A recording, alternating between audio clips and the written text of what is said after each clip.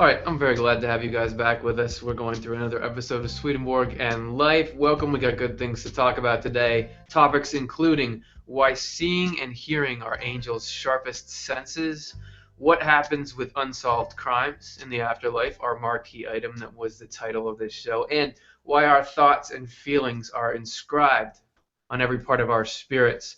My name is Curtis Childs. I'm with the Swedenborg Foundation, and we have a special guest with us today, Richard Smoley. And Richard is an author and philosopher specializing in the world's mystical traditions. His books include Inner Christianity, a guide to the esoteric tradition. Richard, thanks very much for being with us today.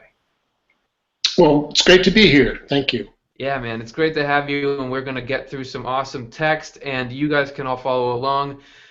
In the description of this video, there is this link, which you can go download the PDF of Swedenborg's Our Life After Death, which we'll be getting through.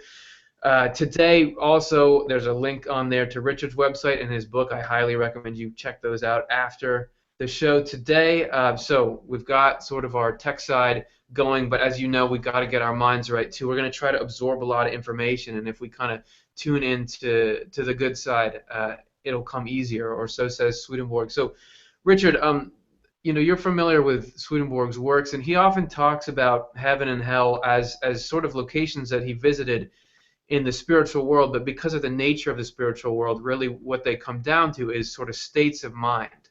And so we're sort of looking to sort of tune out the hell state of mind and tune into the heaven state of mind, which he says is something we can kind of affect. So, what overall how would you summarize what Swedenborg calls the hell state of mind? Well, it seems to be a state of agitation and hostility. It's a place where people fight a lot, argue. I mean, it sounds very much like a kind of a crime-infested neighborhood in some ways. And, of course, the question then becomes, why would anyone want to be there?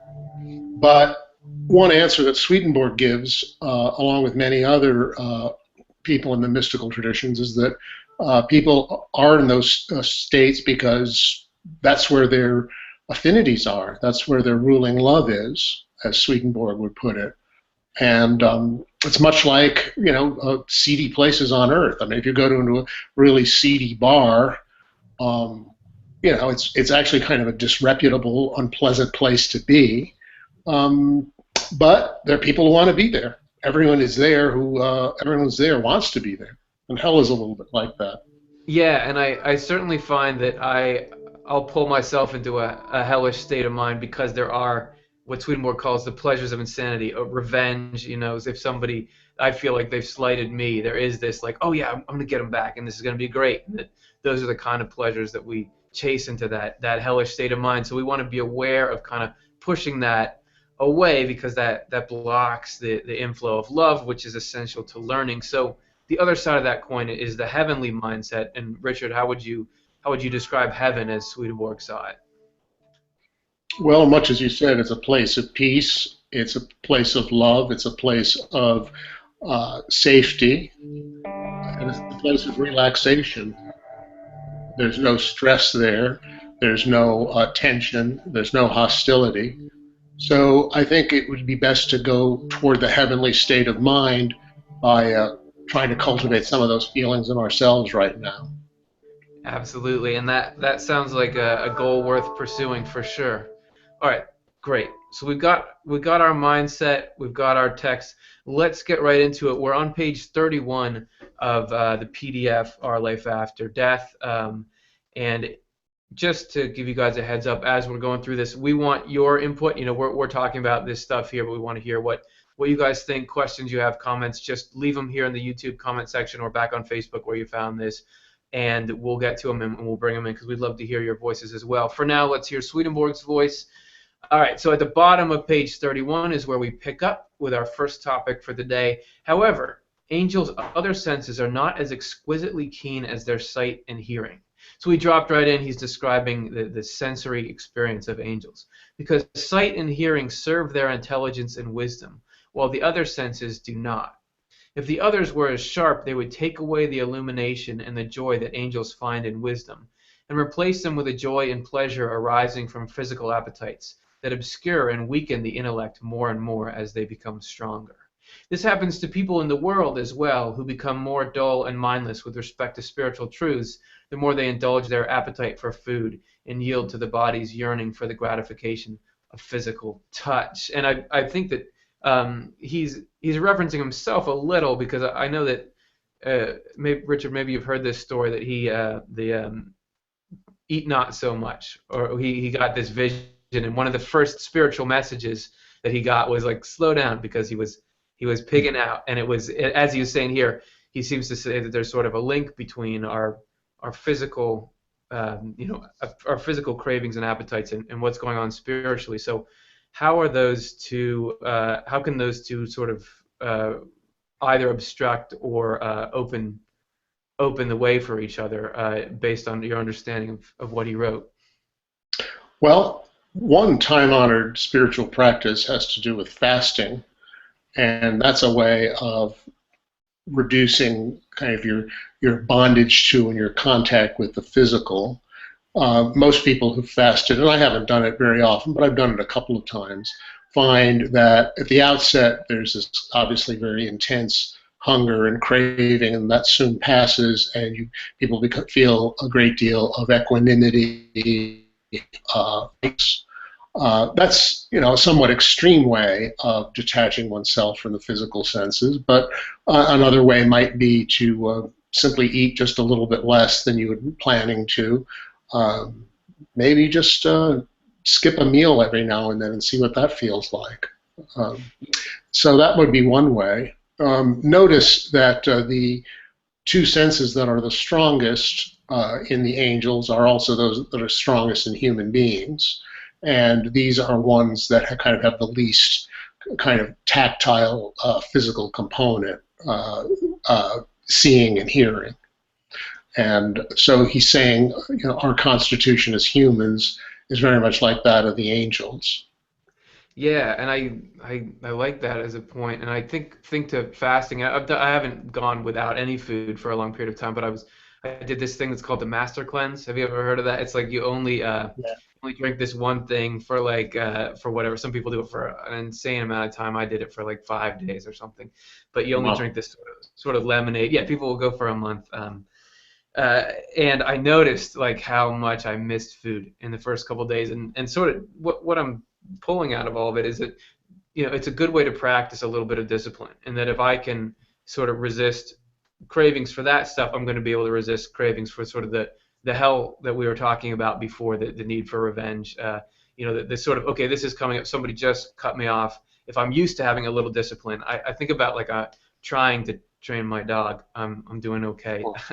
But that I think about, okay, he has to not be allowed to come in the kitchen right now. He doesn't get to choose where we go on a walk, because if he gets into that submissive state of mind, we're actually both going to be happier, and that's kind of the way it is with our ego, or with the hell side of things. A lot more we could say about animals and their symbolism in Swedenborg's worldview, but let's get back to our text a little bit. For the gratification of physical touch, the deeper senses of heaven's angels, which are connected with their thought and emotion, are more exquisitely keen and more close to perfection than the ones they had in the world. And so since we dropped in the middle of this, and he's describing that we have all our senses in the next life and we enjoy them, but some of them are heightened. And Richard, I think that that's a pretty common thing in spiritual experiences, is for people to say that they had heightened senses, or that it seemed sort of more realistic than even this life is. Do you find that in your studies? Yeah, that's very true. This kind of sense of heightened reality or sharpness or clarity. So the idea that these states are delusory, which is kind of the usual kind of mainstream opinion, is probably wrong in that respect. Dreams, that kind of thing, tend to be less vivid in some ways, but these kind of spiritual experiences and openings into higher worlds tend to be more vivid. Yeah, and I've watched testimony from some people who had near-death experiences, and we kind of like come back to this waking experience that we have right now as sort of our baseline. This is what reality is. This is how I measure dreams against this, because this is the most real, tangible, solid thing I've had. But that they say that their out of body spiritual experience was so much more vivid and real than this, that this feels like as one person put, feels like a comic book, because the other side is so much more there. Yeah, that makes sense. That makes sense. Um, Yeah, go ahead. yeah, that's you see that in a lot of different traditions. I think that one Hindu tradition said that the only reason we think that this waking state is more real than dreams is that we spend more time in it. But there's an enormous amount of comparison of the waking state to a dream. The waking, what we think of as waking consciousness to a dream, and you can see that, in certain respects, they're not really that different. How vivid is life for us on a moment-by-moment basis? And there's certainly a lot of spiritual disciplines that focus on just being aware in the present moment, so that your experience becomes more vivid and, in that respect, more heaven-like. Yeah, absolutely. If I'm wrapped up in sort of an internal monologue or something like that, or just thinking about it rather than paying attention to the present moment, I can walk from point A to point B and barely remember how I got there. That it isn't always as solid as we think. All right, so we've been talking about this for a little while. We want to hear what you guys have to say too. So let's get to a couple questions. If any of you want to leave them, you can. This is Mark from YouTube. Is the power of positive thinking an example of spirits interacting with us in the physical world? So Swedenborg was real big on the idea that the spiritual world is immediate, it's present, and we are interacting with it just as much as we're interacting with the physical world. And he said that one of the biggest things for him in his awakening was this realization that there are spirits, communities of people in the spiritual world that you're interacting with all the time. And so what Mark is wondering is, is that connection, the idea that you can sort of shape your attitudes of life, or what some people I would guess believe shape the outcome of life, is that sort of the spiritual coming through. So Richard, have you heard of the power of positive thinking, and what's your thought on its connection to something spiritual? Well, it's very interesting because a lot of the positive thinking movement came out of ideas that Swedenborg brought into the world, and one of the founders of the positive thinking movement, the New Age movement, was a man named Warren Feld Evans, who lived around the time of the Civil War. He was the one who invented the term New Age, and he was very much into the positive thinking movement. He's forgotten now for the most part, but a lot of his ideas went on to influence later generations. So Swedenborg had a very direct influence on that. Positive thinking is a good thing, basically. It's like everything, it can be taken to extremes. It can be taken to kind of a strange form of denial, which, you're gritting your teeth and pretending everything is really sunny when, the real problems you're not paying attention to. But I would say the value of the positive thinking approach is not so much in trying to influence outcomes in life, that is to say, getting the perfect job, getting the perfect relationship, as strengthening yourself and your own capacity for dealing whatever life may have to offer you. Yeah, absolutely. I think that there's sort of the middle way there of not being too far on one side or the other, and that if all thoughts and feelings are influenced by the spiritual world, there would be that same sort of, there's an interaction there. The specifics of it would be hard to tell with any one person. All right, so we have another question, and this one is from Demetria on YouTube.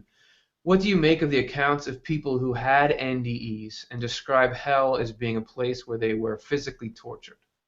And Richard, I don't know if you've come across those. I have a few. I mean, the majority of near-death experiences that I've come across are there are some negative experiences, but it's always, Howard Storm comes to mind. He was one of the first authors that kind of had a best-selling near-death experience, and he had this initial period of getting all broken down by what you would call demons, and then being saved and resurrected. And in that case, it very much seems as like it's part of a process. Right. I've only come across one or two where there's not a comfort sort of situation afterwards. from a Swedenborgian perspective, there's certainly are physically uncomfortable situations, or spiritually uncomfortable situations in the afterlife. There is pain, there is all that, but it's all going towards something. There's nothing meaningless there. But have you come across these sort of stories of being harmed in spiritual experiences, and what's your take on the meaning of it? Well, it's very similar to yours because Howard Storm wrote a book called My Descent into Death, in which he basically fell into some kind of coma when he was sick, and he felt himself assailed by what felt very much like evil spirits. And he wasn't a particularly religious man, so in this kind of near-death state where he's feeling very, very frightened, he starts cobbling together a prayer from everything he can think of, from the Lord's Prayer to the Pledge of Allegiance. Yeah. And then I think he has this experience of Christ coming and dispelling the demons, in much the same way that the quote from Swedenborg suggested in the preliminary to this episode, where one angel can drive away 10,000 evil spirits. But I would say that I would agree with you basically that these are all kind of very much preliminary states. Eben Alexander, who has a very popular book called Proof of Heaven, spoke near where I live on Saturday, and he too had this kind of preliminary state of what he would call an earthworm view, and then at some point or another, this light being comes and rescues him. I think statistically, by the way, that the overwhelming majority of near-death experiences reported are positive, and I think there was some study that assembled all these and showed that I don't know, they were like 95% positive. Yeah, and you don't really have, even the people who have had some kind of negative component don't come out of the whole thing like, oh, I wish that had never happened. It seems that they have the context to realize this was an important part of it. Some people will have a life review where they go through all the experiences of their life, and it's painful because they see the pain they've caused other people, but they're glad to have gone through it because it just leads them to be more aware, and they see how it's kind of opening them up to love, and that seems to be the theme throughout most, if not all, of these experiences. All right, we have one more question to get to. This is from Harley on YouTube. So someone that does bad is really punished in the afterlife, if not in this life. And that's a question I almost want to say, wait, we're going to talk about that. Because that's sort of the subject material for today. Briefly, there are punishments as Swedenborg describes the afterlife, and they are basically only there as deterrents. It's not a revenge situation, like you did this, so we're gonna hurt you for that. It's if this is the only resort. If you can't be reasoned with, you'll get the only language you'll understand is consequence. But let's hold on discussing that more, because we're going to get right into that with the text here. So let's move into that in the next couple paragraphs. Okay. As for keeping our complete memory when we leave the world, I have been shown this by many examples and have seen and heard a great deal worth mentioning. I would like to list a few examples. There were people who denied the crimes and transgressions they had committed in the world. To prevent them from being seen as blameless, everything was revealed and drawn out of their own memory in chronological order from the beginning of their life to the end.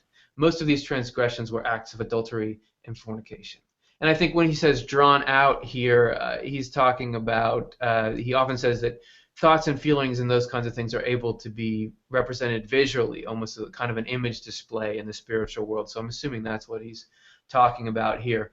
There were people who had deceived others with malicious skill and had stolen from them. Their deceptions and thefts were also recounted one after the other, many of which were known to practically no one in the world other than themselves.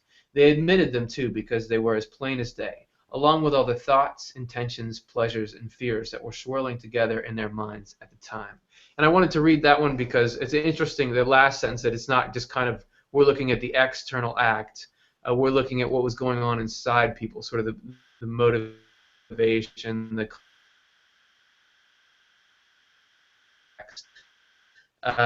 single action committed by a bunch of different people can have a different essence in each situation because there's a different motivation and a different reason for doing it. So we're not going to read. Here's a page and a half here of just all these examples of people who didn't admit their crimes and then their crimes were shown.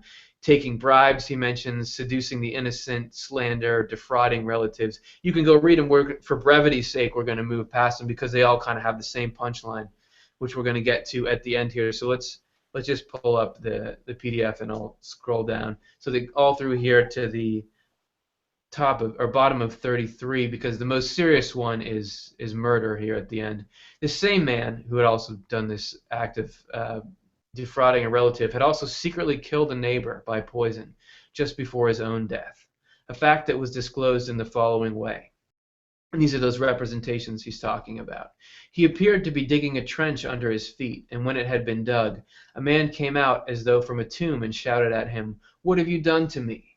Then everything was revealed, how the poisoner had talked in a friendly way with him and offered him the drink, what he had thought beforehand, and what happened afterwards. Once this was uncovered, the murderer was condemned to hell. And so it kind of reads like a CSI or crime show. But that last sentence there, the murderer was condemned to hell. I mean, if I was reading this, that would be a stumbling block for me, because that sort of seems like almost an archaic sense of a God who throws some people into hell and lets other people go to heaven. It sort of seems like the classic Christian view of the afterlife. But I'm going to assert that that's not the viewpoint that Swedenborg puts forward, and I think there's a clue as to why he would say it like that there in another piece of text that's taken from another point of heaven and hell that I'm going to quickly read here. This is from Heaven and Hell 548. We can see from this that the Lord is leading every spirit toward himself through angels and through an inflow from heaven, but that spirits who are absorbed in evil resist strenuously and virtually tear themselves away from the Lord. They are drawn by their evil, by hell that is, as though it were a rope. And because they are drawn and want to follow because of their love of evil, it follows that they freely cast themselves into hell. This is hard to believe in the world because of people's notions about hell. In fact, it does not even look that way in the other life. So remember that sentence. It looks different for people who are outside of hell, though not to the people who are actually casting themselves in. They are entering voluntarily, and the ones who are doing so out of a burning desire for evil look as though they were diving in head first. This is why. So that's from the same book we're reading now, but here he just says the murderer was condemned to hell. So Richard, do you think that he's describing it as it appears, and that's why it's seeming to contradict his other statements there? Well, I can't really explain, everything that Swedenborg says or necessarily harmonize. And I guess from my own point of view, I would say that a lot of the import of these teachings, like that of many other teachings, is that you are your own punishment. You become the kind of person who does something like that, and you have to live with yourself in that way. And a person who's very revengeful, very hateful, becomes stuck in that, and that itself is a kind of hell. As you know, mental suffering is sometimes far worse than physical suffering, and that would seem to be something that Swedenborg is pointing toward, where he's saying both heaven and hell are states of mind, and in the afterlife these seem to be fixed, depending on what a person did or thought or was in this life. Yeah, and it brings to mind, if there's somebody who is self-destructing, engaging in all kinds of self-destructive behavior, often they don't see it that way. As somebody who's close to them, you can see, oh, you're bringing this trouble, into your life, but to them, it's like, oh, why is this happening to me? Why is that happening to me? But it's because of certain habits or certain things that you're grabbing onto. So I sort of see that there as well. That to some people it can appear, oh, this punishment is being doled out in the afterlife, whereas when you see it for what it really is, it's a person bringing it on themselves because they're making the choice to go after the evils that bring that punishment with them. Yeah, I think that's true. Yeah, definitely. All right, so we'll get back to a little more of the text in just 1 second. Just a little break to clear your mind here.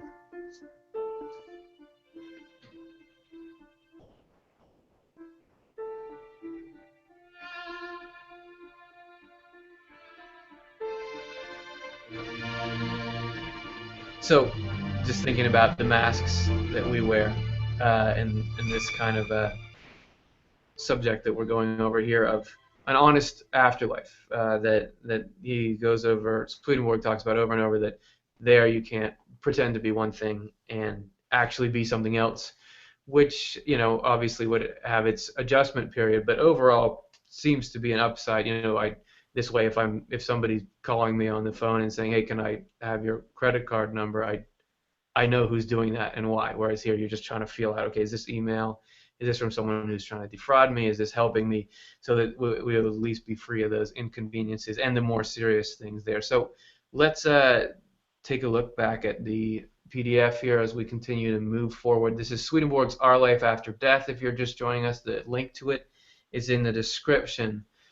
All right, so in a word, all of the evils, crimes, thefts, frauds, and deception committed by evil spirits are made clear to them and drawn directly from their memories, and they are convicted. They cannot possibly deny anything because all the circumstances are presented together.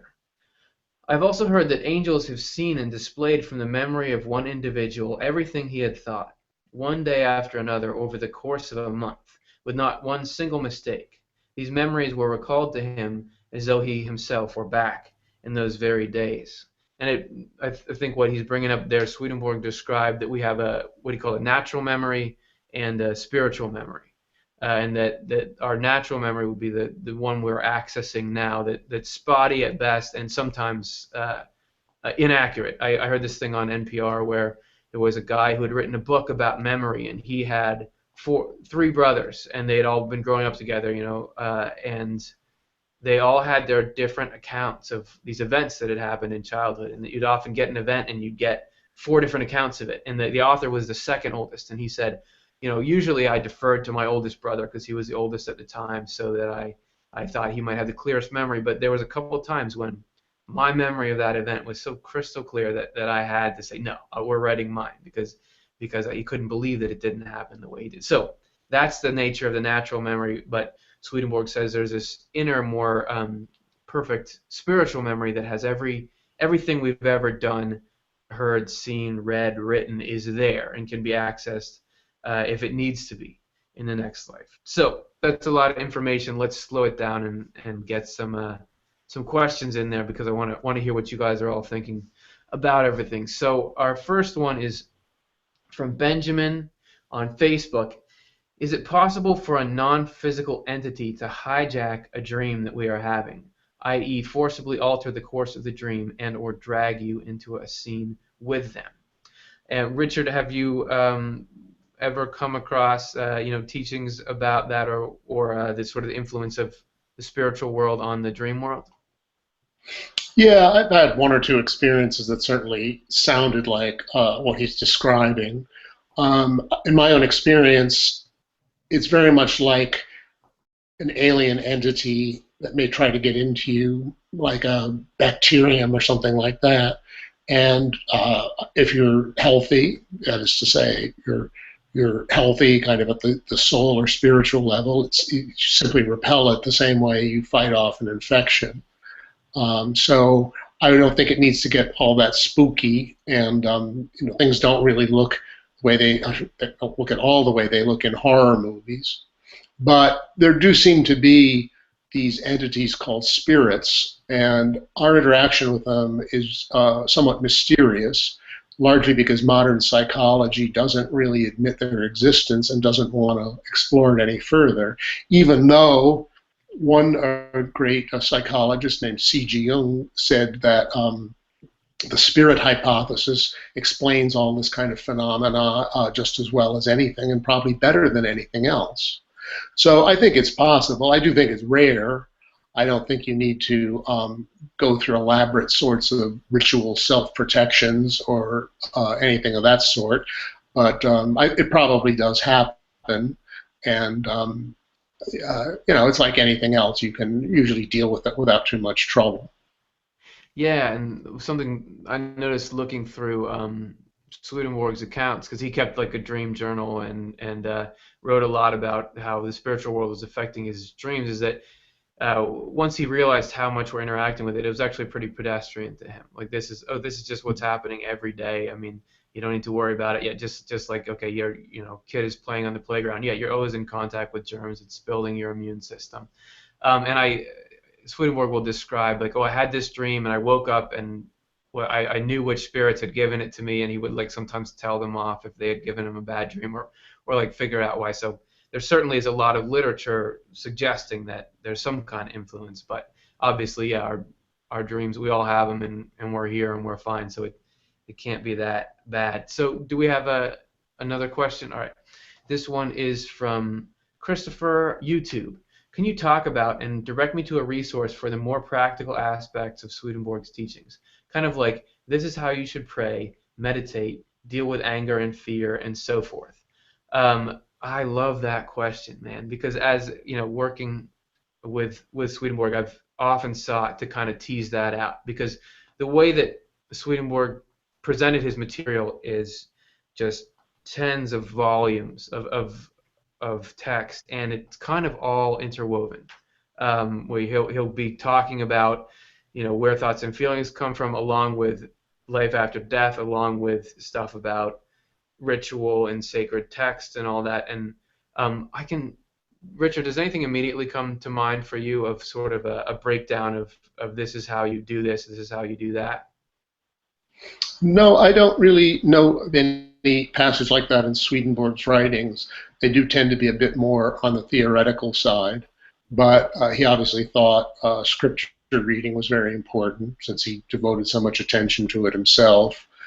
It isn't really so much a matter of technique, and that may be a point that's worth emphasizing now because we're so much involved in the modern world with techniques of all sorts, and we tend to associate even things like yoga and meditation with certain techniques.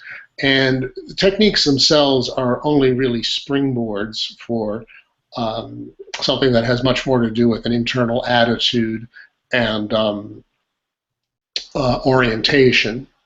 But I would say one thing you could certainly do would be to send out thoughts of love, peace, and blessings in whatever way, whatever formulation you wanted to use.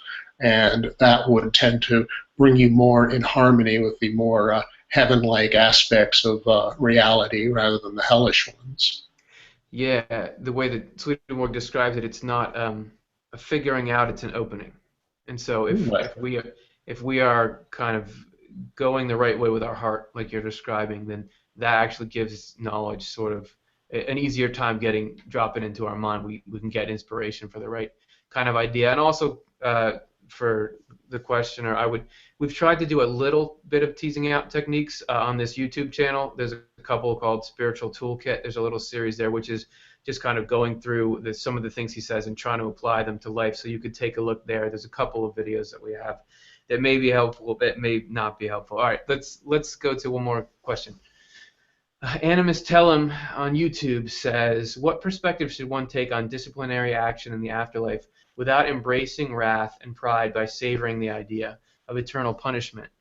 The first thing that comes to my mind, I like the mindset behind the question because you don't want to be smug about other people's suffering. The first thing that comes to mind is that Swedenborg describes angels in heaven. He says that they would gladly trade places with an evil spirit if it meant that evil spirit could go to heaven. But as we were discussing, that people who are on that path don't necessarily want help. So, but just the attitude behind that there's no like, I'm so glad I've got it really good. I've got this nice house, a nice car in heaven, or whatever, and you've got all this disciplinary action.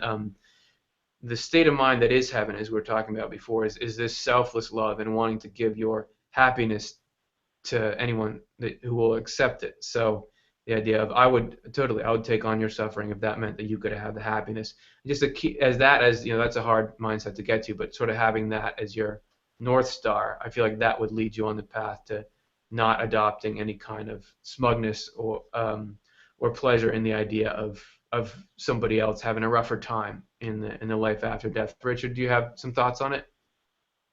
Yeah. One thing you could say is, of course, beware the sin you condemn, it'll be the next one you commit. So Right. the minute you start feeling better than somebody else, you're usually setting a trap for yourself. I mean, there is even a verse in the Bible about that pride goeth before a fall and a haughty spirit before destruction. That's certainly one uh, thing to bear in mind. And again, remember that a lot of this does have to do with states of mind. It has to do with the fact that you can't trade places with an evil spirit. Why? Well, if you just take an ordinary, decent person in human life um, and someone with like a really evil criminal mentality, could they switch places in the sense of switching their orientations? Could that good person sort of immediately switch into being a criminal and vice versa? It would be very difficult. And I think that's one of the things that Swedenborg is pointing to here. Um, yeah. Yeah, and I think that one of the things about the sort of the human nature slash spiritual nature is as complex as physical nature is. That here, we talked in the beginning about dieting, and that you can't, if you're used to eating one way, you can't just immediately switch to the other way. Your body goes through all kinds of conniptions trying to make that switch, and that it's if your spiritual food is what you enjoy, and if you've spent your life enjoying a certain kind of thing, you can't just suddenly switch like to loving a different kind of thing. And that there's just like it takes the body as a biological mechanism time to compensate and go through all the little complex minutia of that transformation. Same thing with the mind, because if you could just switch places with someone or flip someone around like that, wouldn't God just flip everybody around so that everybody would have that happiness? All right, so let's keep going through our text here. Thanks. Those are excellent questions. I really enjoy that portion of it. All right, so here we go. We may gather from these instances that we take our complete memory with us, and that nothing is so concealed in this world that it will not be made known after death, and made known in public, according to the Lord's words. Nothing is hidden that will not be revealed, nothing concealed that will not become known. Whatever you have said in the dark will be heard in the light, and what you have spoken in someone's ear will be proclaimed on the rooftops. And so that's just Swedenborg, quoting some biblical text for you. All right, we'll be back in just a moment. Don't forget, we have one more questions segment coming up, so you guys can enter questions here on YouTube, and then we'll try to get to them.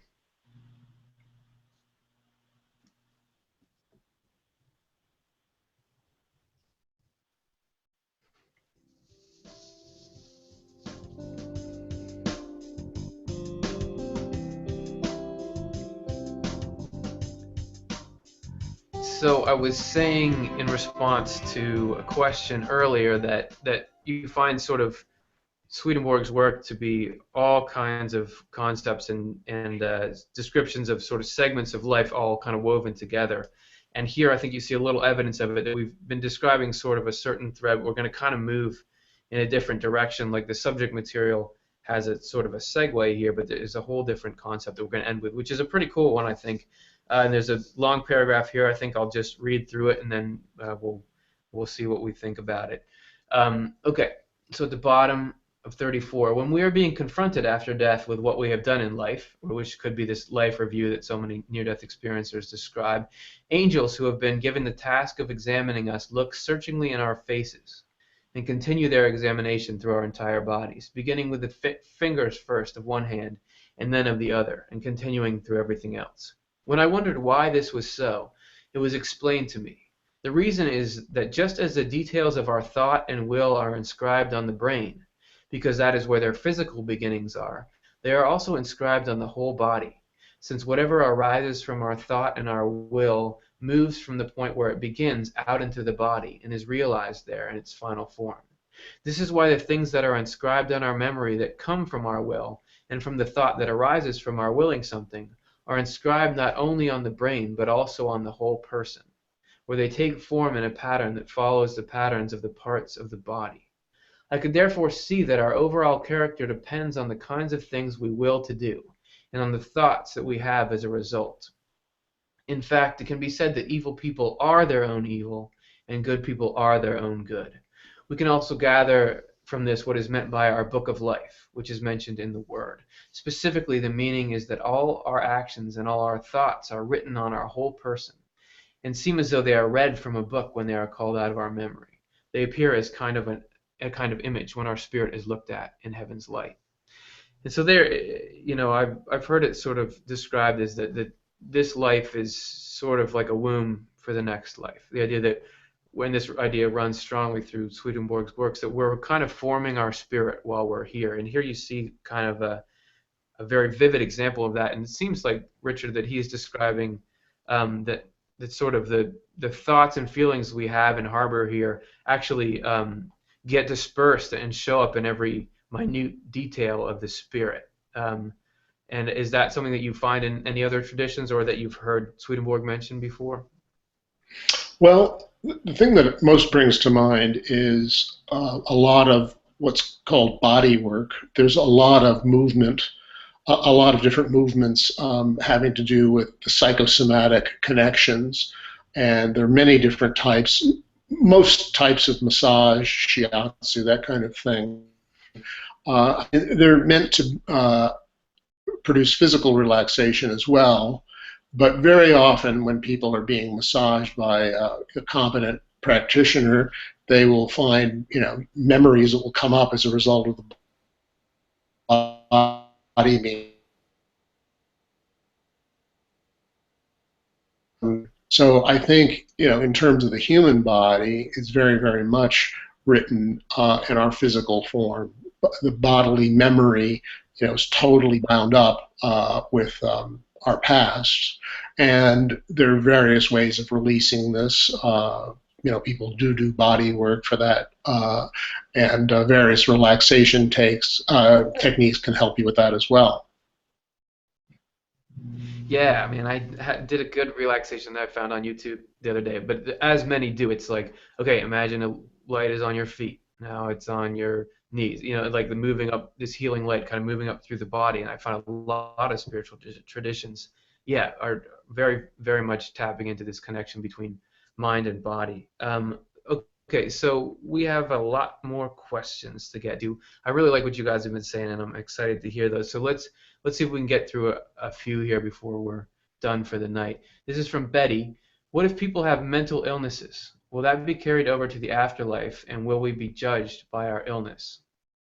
Two good questions. I'll give a quick thought on them, and then, Richard, I'd like to hear what you think. Mental illness, everything has a physical component. Everything in the mind has a physical component. People with mental illnesses, that what's going on for them can show up in a brain scan.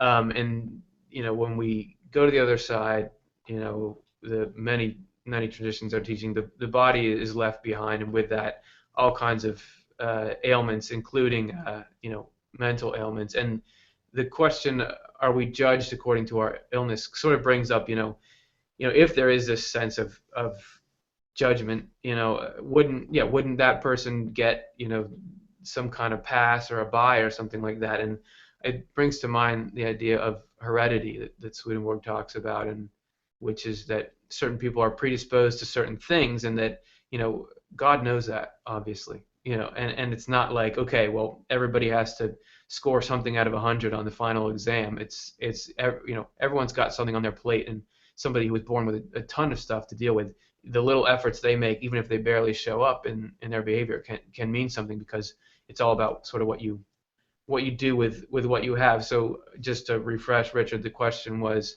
what about people that have mental illnesses? Are they free from those on the other side? And does their having that sort of affect the way that they're looked at or judged in the next life? It's an interesting question. I don't know what Swedenborg would say. My own personal view is that a lot of what has been part of your earthly life is likely to fall away, and I would think mental illness would be that part of it. In terms of being judged by it, well, certainly and there are many different ways of looking at this, but if you look at it from Swedenborg's point of view, your actual intention, what he calls your ruling love, is really the key factor. So there's a world of difference between someone who may seem to do bad things, uh, some weird reason he can't control himself, and this seems to happen, and someone who's deliberately and consistently turns toward harming others. So I don't think there's a great deal of concern about that we need to have about mental illness and whether that's going to carry over. But that's just my view. Yeah, I like it. I think that's a legit view for sure. Okay, we got another question coming up here from David on YouTube. Like Isaac Newton on laws of gravity, does Swedenborg list any spiritual laws he wishes for us to know? Good question. Yeah, because you certainly, if really the same creative force behind the spiritual world was the one behind the physical world, you would think that there'd be some kind of, it would be run in similar ways, as the physical world is run by laws. One that comes to mind is that in the spiritual world, thought, sort of almost the thought or beliefs or worldview is kind of a navigation system. That he says that mindset is what places you higher, lower, forward, back, and kind of influences your geography, where you go live, who you're around is based on deeper beliefs, whereas here it's based on locomotion. If you have a car, you can walk somewhere. Anybody can go anywhere. Richard, do any sort of laws of the spiritual world, as Swedenborg describes them, come to mind for you? Well, one of the most striking is the idea that the outer is a consequence of the inner. Most of science today, for example, will tell you that consciousness is just a result of certain brain states, although they can't really explain how consciousness arises out of this. But Swedenborg says that, as it were, consciousness is kind of primary, and the world you experience is dependent on that. That is to say, your ruling law, in a sense, shapes the way you are, and it shapes the world around you. So it's very much the opposite of the view where the physical world is the primary cause and movement of everything, and instead the inner world, the spiritual world, is the primary and central cause. I think that may be the most important thing. Yeah, certainly. A couple other that just popped into my head were, no time and space there. That instead of time, there's states of mind, and instead of space, there's differences in states of mind. All right, so let's get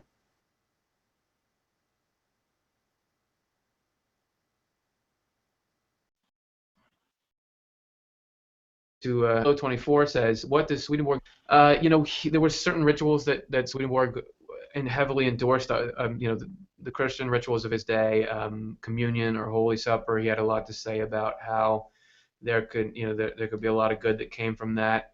He describes, he does, if you search like through his works, you'll find the word magic coming up in a negative sense.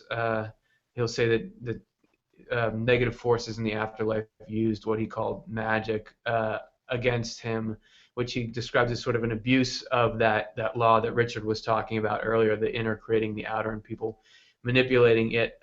But generally, he's there. It's about intent. It comes down to intent again. If you're doing something that you would call ritual with the intent to open yourself up, better yourself, and help people, that sounds good to me. If you're trying to use it to manipulate the world or other people to serve your own ends or harm them, that's probably not so great. Richard, did you have any thoughts on rituals and magic, that kind of thing? Well, ritual magic is not necessarily a particularly Swedenborgian thing, but it certainly is a time-honored tradition, and like everything else, it can be used for good and evil ends. People are mostly aware of its kind of evil side just from Hollywood horror movies, but the more positive aspects and what people have called sacred magic is a way of using what Swedenborg called correspondences. That is to say, using the lower or working with the lower to attain a knowledge of the higher, and that goes back very, very far. So again, it's your intention.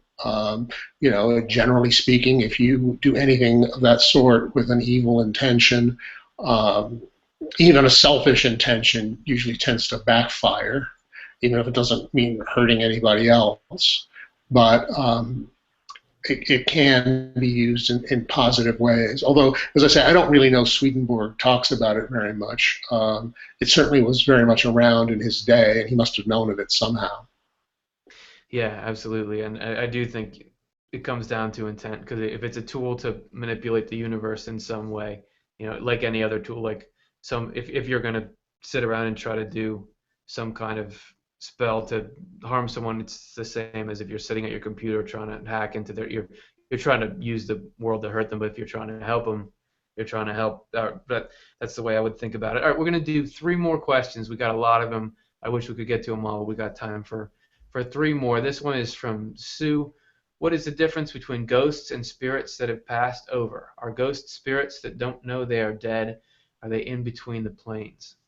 And I don't think it's something that I have any expertise in. I would imagine that the difference when people describe that ghosts are kind of people will have an experience of seeing some kind of apparition or some kind of spiritual sighting, and they don't know why and they don't know what's happening.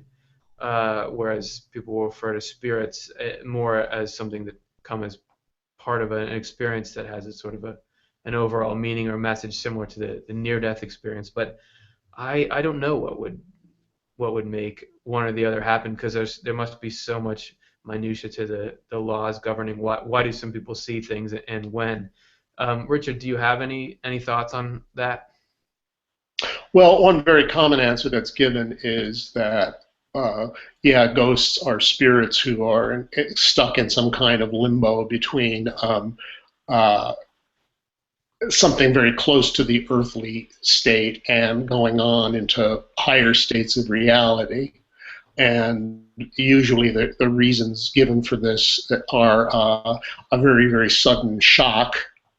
That is to say, you died and you didn't expect to die. Uh, I believe the head of the British Royal Air Force during World War II once said that he kept having the spirits of these dead pilots appearing to him, saying, "What's going on here? What's happening to me?" And he said, "Well, I just told them they'd done their duty, they'd given their supreme sacrifice for their country, and that they needed to move on." So I think a lot of people who, and there are people who do work with kind of helping in transition. I'm not one of them myself, but yeah, a lot of it is, simply making this entity aware that it's died and it's time to go on, rather than being stuck on this plane. Of course, if you're some, at least according to tradition, some get stuck on revenge and want to somehow get even with someone in life, and that certainly would keep you trapped at a lower level of the spirit world, as Swedenborg would describe it. Yeah, that's such an interesting story about the guy with the pilots. It just makes I love hearing about sort of the huge spectrum of the kinds of experiences that people have. There's just not just like there's the tunnel and the white light and that's it. The people are having all kinds of different experiences, and I always like hearing about that. So thanks for your thoughts on that, Richard, too. So let's get to another question here. This is from Benjamin. Why are we sometimes told to pray for non-physical beings in distress? Is this because the beings of higher consciousness, the one who could really help, are not aware of them otherwise? And I think this kind of ties in a little bit with what you were talking about, Richard. The commander having to say, "Hey, listen, you guys, you're dead. You can move on." Um, and the way Swedenborg talks about prayer, one of the, or maybe the primary impact of it is its influence on us, that it's an act of humility and of an acknowledgement that the divine exists and that the divine knows what it's doing. So it's kind of like opening yourself up to maybe get inspiration or good ideas, but at the same time, if it's an act of love, if you're trying to pray for somebody's or someone on the other side or on this side for their happiness. I don't know. It could have an impact. Do you have any thoughts on that? Well, again, it's a very, very ancient idea that the prayers of the living can help the dead. And certainly in the Catholic tradition, this is extremely well developed, so that people have masses for the dead and so on and so on. I would say, in a larger sense, what this means is that this invisible world and the visible world are not quite as radically separate as they seem. And there is, as Swedenborg keeps saying, this kind of enormous interpenetration between the unseen worlds and life as we know it on Earth. And if that's the case, then it would then also be the case that our prayers, our beneficent thoughts and intentions, could well help beings on the other side who may be lost or somehow gone astray, as as we were just saying with the dead pilots in World War II. Yeah, and it sounds like doesn't hurt to try. If I'm going to send loving energy towards someone, that's probably a cool thing to do. We have one last comment here. This is from Lola on Facebook. In a vision, one day while I was at prayer, Jesus appeared and brought a family member with him who apologized to me for his behavior toward me when he was alive. And this person disappeared, and only Jesus remained. He was so beautiful and had kind, smiling eyes, and he said to me, "You needed to hear that from him, didn't you?" Lola. All right, thanks. I really love hearing people's personal accounts of things, and that's a touching story, and it sort of speaks to this kind of psychological sort of closure that life doesn't always give us. I really appreciate you sharing that with us, and the idea of God knowing what our intimate sort of psychological needs are and how they can be met is an exciting principle, to say the least. Okay, we've been doing a lot of talking and absorbing information, so I thought I'd spend a few minutes here as we wrap up our show on the sort of emotive, meditative side in a segment that I call Correspondences, which Correspondences has come up a few times. It's basically, well, I can't really say basically because from what I've found of it, it's a very complex concept in Swedenborg's works, but one way I could summarize it is that objects that we see in this world are images or symbols or communicate with deeper realities, spiritual things on the other side. And he says that one thing we can be doing is to kind of connect to that is be looking at these external objects in our physical world while picturing the deeper realities that they represent. And today we are going to look at sheep. Swedenborg said animals have correspondences as well as human beings, everything else, and that sheep, he said, correspond to what he called spiritual affections in some translations, which I would take to mean sort of higher emotions, more sort of loving, caring states of mind. And you'll maybe be able to intuit a little bit about what they might stand for just looking at them. So we're just going to have like 30 seconds of a couple of pictures of sheep, doing their sheep thing. And the way the game works is take a look at them and be thinking about these higher emotions and see what clicks for you. How is this an image of that? So we'll take a look at it now.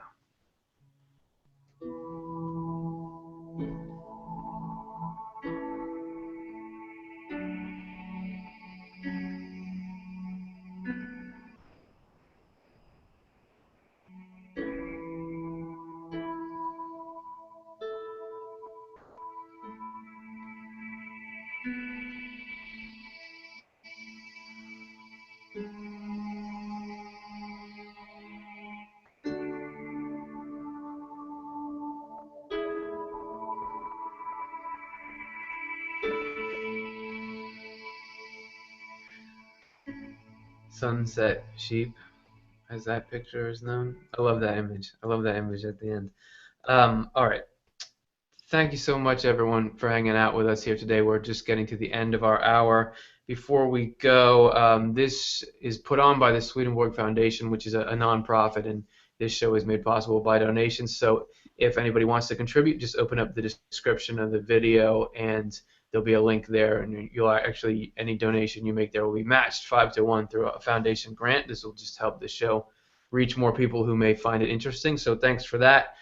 Richard, I want to say thank you so much for being on the show. I've really enjoyed your wisdom today and your articulation of concepts and kind of bringing in these all these different traditions and knowledge of those. I appreciate it very much. Thank you for being part of the discussion today. Well, you're welcome. Just one thing. I did write a book called Inner Christianity, which discusses a lot of these concepts, including Swedenborg. So viewers might want to check that out as well. And if you do want to check it out, which I would recommend, open up the description. Everything's in the description, including a link to Richard's website, which has the book on it, but also a link to the book directly on Amazon. So thanks again, Richard, and thank you guys for watching. We're going to be back again next week, so I hope you'll be there with us. Always fun to hear your questions, and it's been a great thing sort of experiencing these topics with you, and I hope to see you again soon.